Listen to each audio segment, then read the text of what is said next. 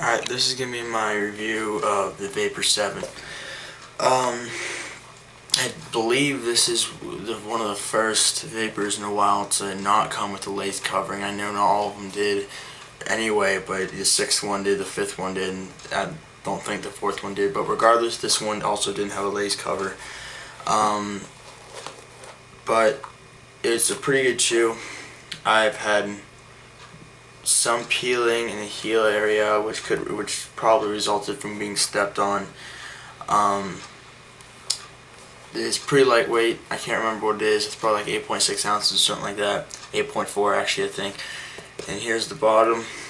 I think it's like TPU microfiber or something like that the shoe is made out of.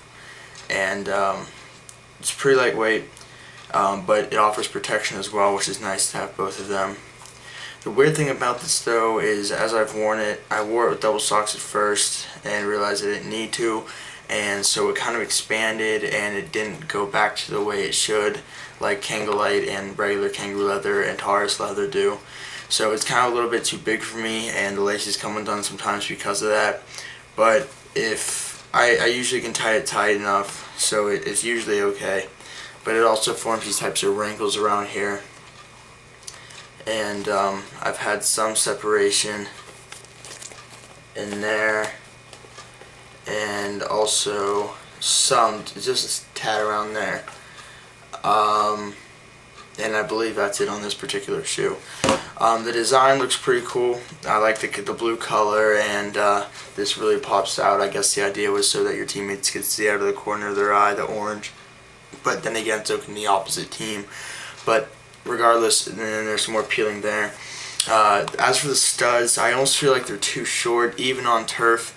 As a matter of fact, they're so short that I really don't like wearing these on turf at all. I don't anymore.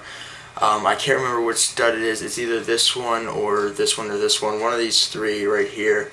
There is a ridiculous amount of stud pressure, and it really hurts your foot. And it's really awkward wearing these on artificial grass, and I love turf just because it's smooth, nothing interferes, such as like holes, mud, things like that. So the only thing that happens is when it's wet, the ball skips, but that's adaptable.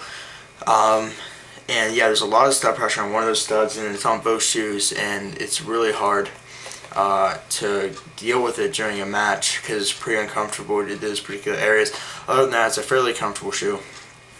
And took some breaking in. At first it was weird because I didn't get any blisters. It was comfortable, but I got the worst blisters of my life on my heel, and I had to deal with that throughout 2-a-day tryouts. I just got band-aids made particularly for blisters, and it did the job eventually, but it didn't really help having to wear these every day.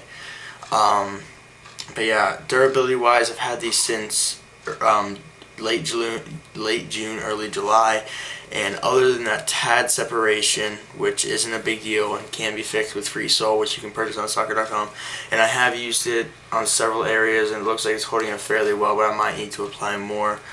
But other than that, it's holding up better than I thought it would from all like the Vapor kind of reputations it's had of not being durable. It's actually held up very well, as it has for my other teammate who also has these.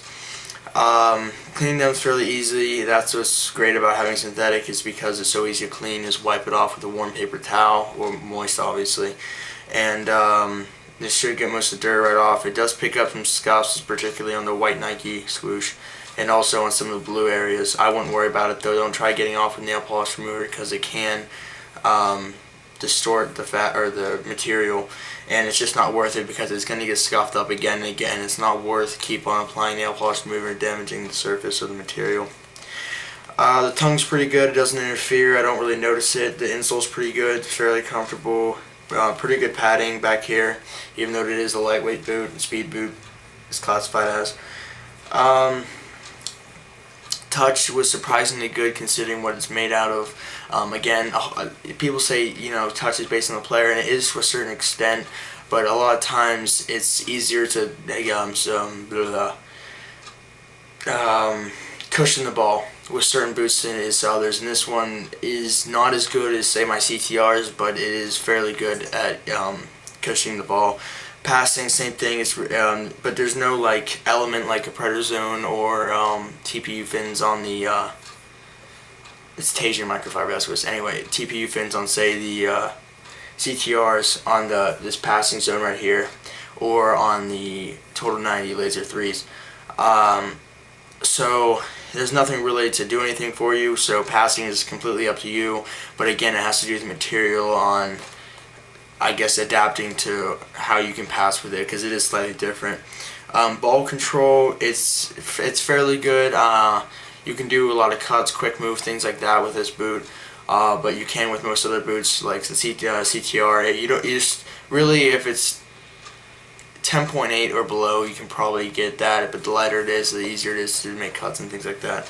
Yeah, there's no elements. The price, I believe I got these for $165 when because they were coming out new colors in like a week, but I didn't want to wait that long, and now that I saw they came out, the only thing I regret is not getting the black, red, and white CTRs, but I do not regret getting this color.